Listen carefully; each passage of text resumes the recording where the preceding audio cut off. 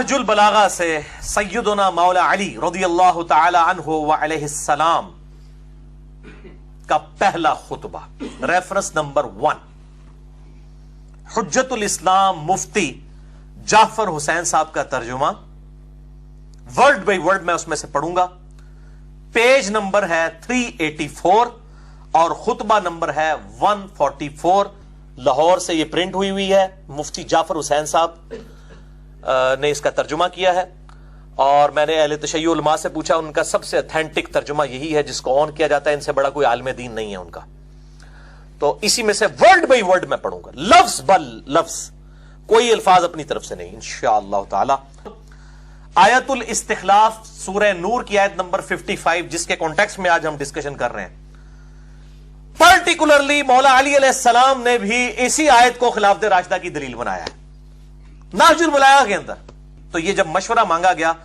تو مولا علی نے دیکھیں کیا مشورہ دیا، ورڈ بائی ورڈ اہل تشیع کا ترجمہ نہج البلاغہ، پیج نمبر 384، خطبہ نمبر 144، سورہ النور آیت نمبر 55۔ وعد اللہ الذین آمنوا منکم وعملوا الصالحات لیستخلفنہم فی الارض، جو لوگ ایمان لے کر آئے اور انہوں نے نیک اعمال کیے، میں ضرور بالضرور ان کو زمین میں خلافت دوں گا۔ ہیں نہج البلاغہ کے خطبے 144 کی طرف، کہ جس کو ان اہل سنت کے عالم دین نے تحریف کر کے اپنی رائے کو مولا علی علیہ السلام کے کلام سے منسوب کرنے کی کوشش کی ہے۔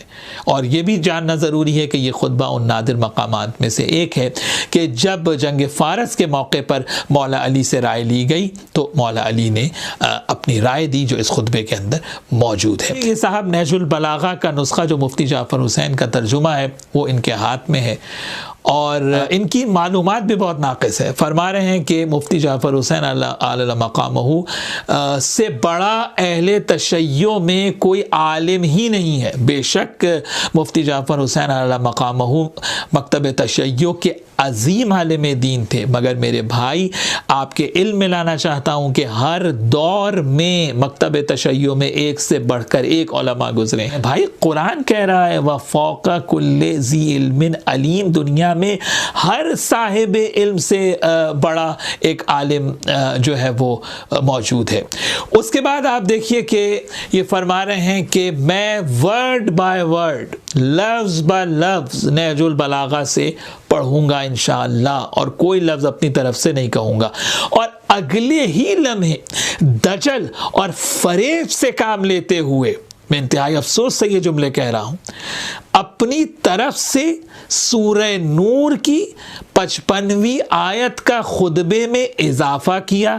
مولا علی کے کلام میں تحریف کے مرتکب ہوئے، اور اس خطبے کا مفہوم ہی بدل دیا۔ اور آپ یہ دیکھیے کہ اس طرح سے نہج البلاغہ کی عبارت پر نگاہ کر کے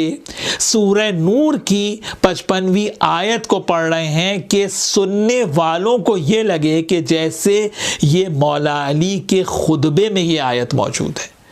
میں یہاں پر چیلنج کر کے یہ بات کر رہا ہوں کہ نہج البلاغہ کے اس خطبے 144 کا کوئی نسخہ لا کر دکھا دیا جائے کہ جس میں آیت استخلاف یعنی سورہ نور کی 55 نمبر آیت موجود ہو۔ مولا علی کے کلام میں آپ نے تحریف کی،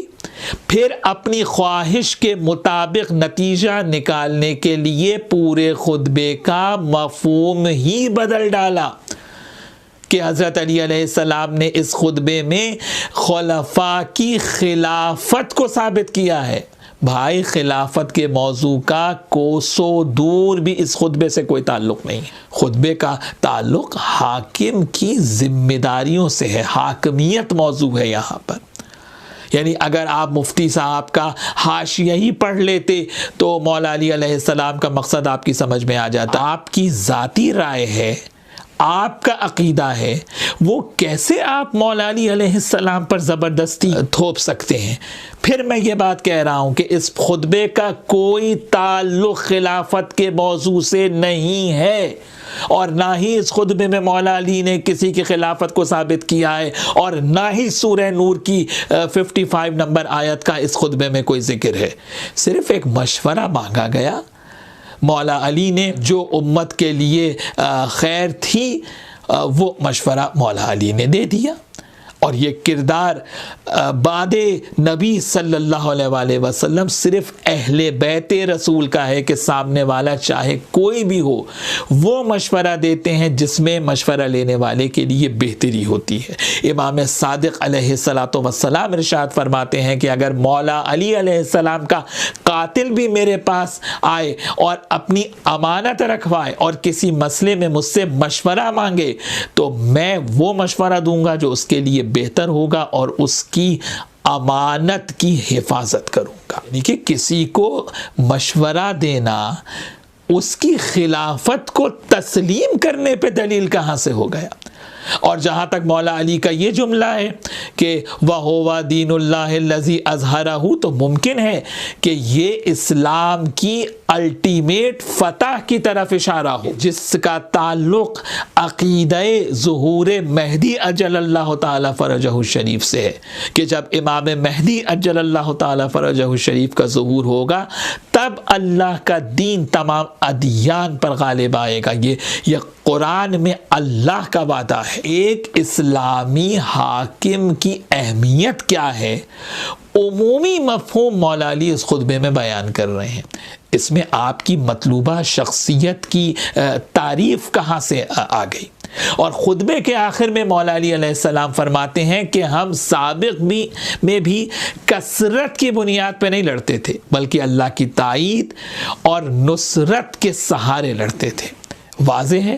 کہ زمانے رسول کی فتوحات کی طرف مولا علی علیہ السلام کا اشارہ ہے کہ جس میں